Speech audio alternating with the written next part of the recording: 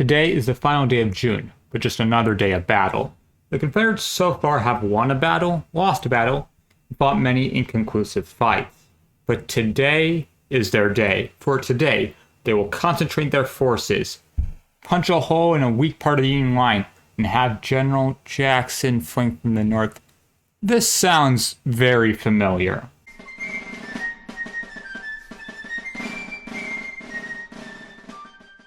The Confederates will be, of course, Major General Stonewall Jackson in the north, Major General James Longstreet with his division, Major General Ambrose P. Hill with his division, Major General Benjamin Huger with his division, Major General Theophilus Holmes with his division.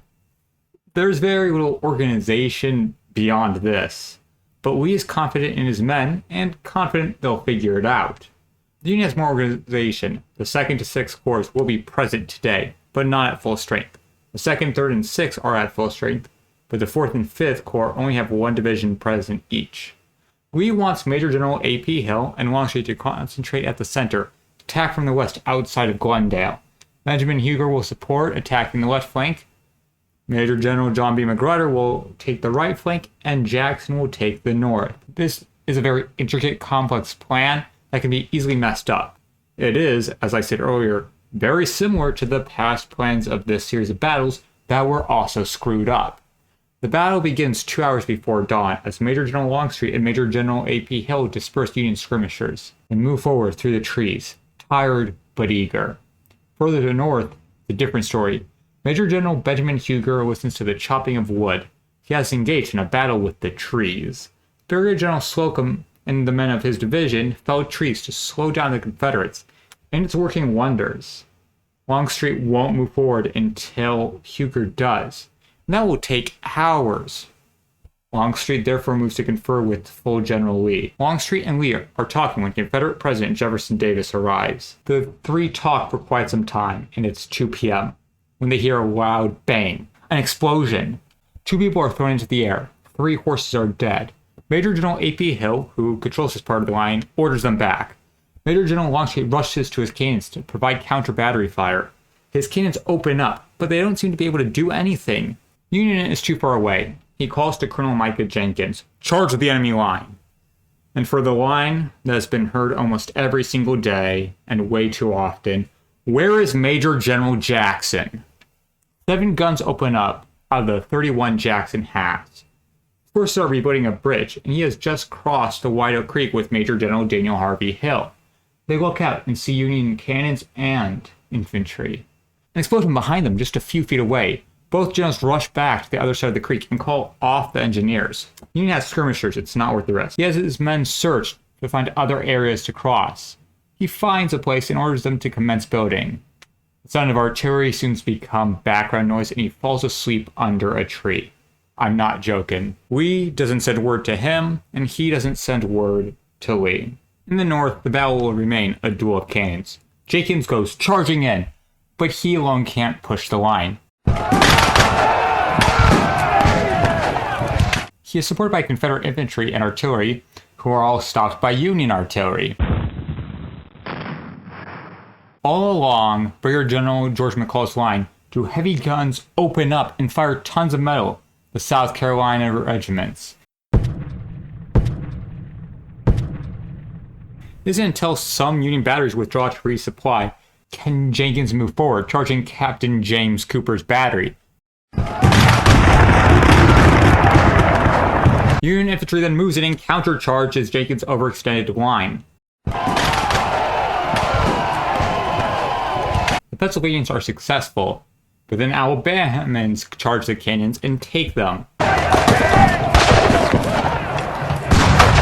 In the east, a Confederate brigade under Brigadier General James Kemper charges a weaker section of the Union line, pushes back a single regiment, and captures 2 batteries. But is then countercharged. They are supported and must regroup, allowing the Union to bring their guns to bear against them. Then, Brigadier General Lawrence O'Branch comes in and follows up on Kemper.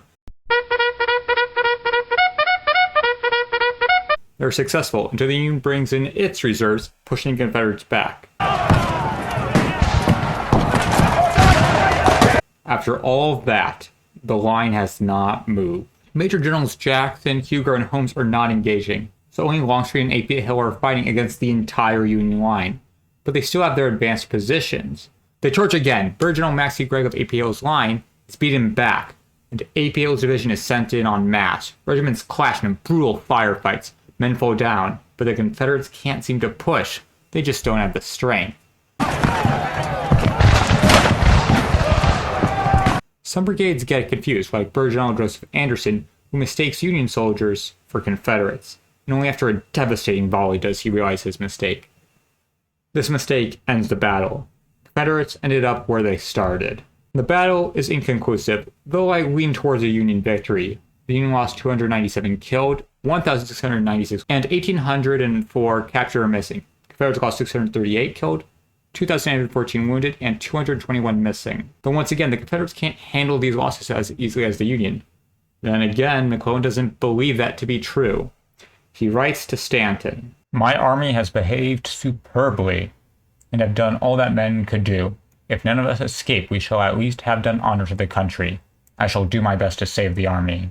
He later requested 50,000 men in reinforcements, which the War Department has no chance of providing. "With them, I will retrieve our fortunes." And McClellan withdraws further south, and he is so far south that he has almost reached the James River. And from there, he can escape. Lee has one last chance, one last opportunity to land a blow that matters.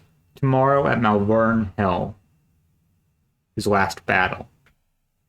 Then there is Sickles. He spent most of the day doing nothing. His men were shot at, and some sadly killed. But Sickles' part of the line was hindered by foliage of all things, which obstructed his viewpoint.